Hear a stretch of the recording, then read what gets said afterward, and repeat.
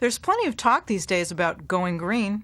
Many of us are becoming more aware of the many things we can do to keep our planet healthy, and we're trying to do our part. But when it comes to going green with our diets, it looks like we need to do some work. Nationwide surveys of our eating habits say that out of all the categories of foods that we eat, leafy greens are what our diets are lacking the most. Part of it may be that with the exception of spinach, many people aren't that familiar with leafy green vegetables, or they don't know what to do with them.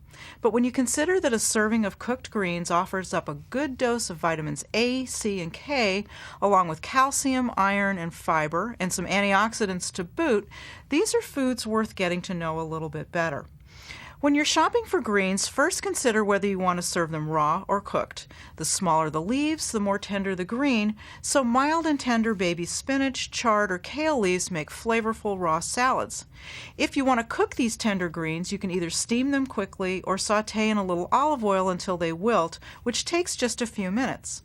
Thicker and more strongly flavored collard, mustard, or turnip greens need a longer cooking time, and they taste best when cooked in a little bit of broth or with a dash of cider vinegar to mellow out any bitterness.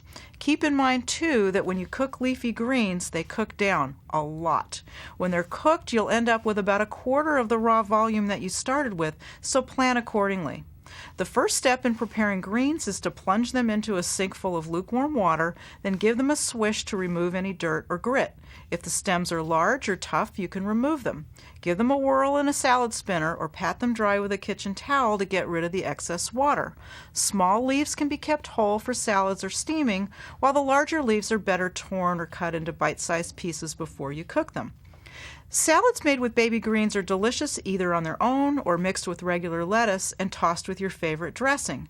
You can use mild greens like Swiss chard or kale in any recipe that calls for spinach.